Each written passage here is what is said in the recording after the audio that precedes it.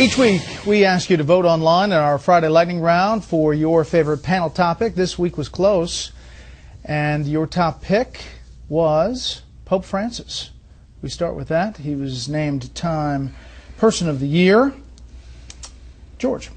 Well, if after 275 days as Pope, during which he said some nice things and made some noble gestures, but if he's Person of the Year, 2014 and 13 has been a pretty minor year.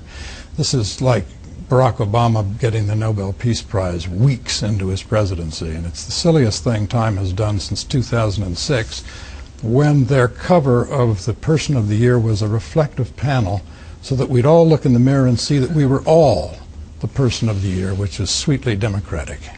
Chuck, the Vatican says he's getting an enormous amount of attention around the world.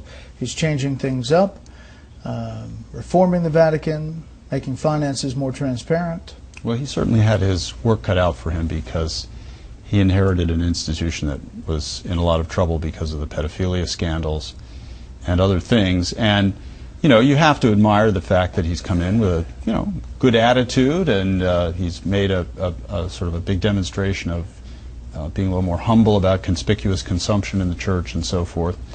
But the mess he had to clean up, left over from that pedophilia scandal, was very big, and he's not finished. Charles? I rise in defense of the Pope, if not of Time magazine.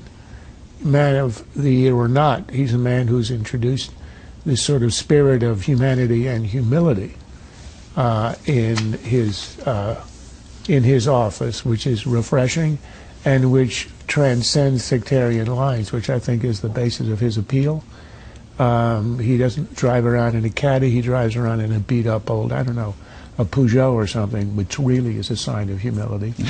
And when you hear the economic pushback from the conservatives? That's what I would expect from a church. I don't expect Adam Smith economics. I expect an appeal on behalf of the poor, and that's what a church ought to do. So I think he's done what he needs to do.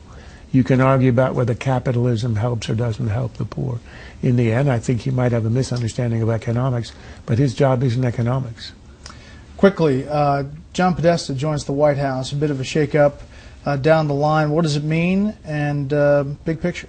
Make no difference at all. The problem is not in messaging. It isn't in internal organization. It is in the fact of the central achievement of Obamacare, which will plague the Democrats all year, and in the inattention, inexperience, and incompetence of the chief executive. A lot of people in the Democratic camp were clamoring for some kind of a shakeup.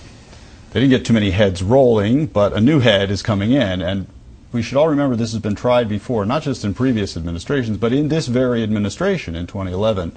After the 2010 elections, they brought in Bill Daley. He slunk away about a year later, completely frustrated, and spends a lot of his time now fending off quotes from his former colleagues at the White House about what a bad job he did. When Monica Lewinsky and the President Clinton got in difficulties, Clinton embraced his base. He turned with an iron grip to the left wing of the Democratic Party. This is Mr. Obama in different kind of distress doing the same thing.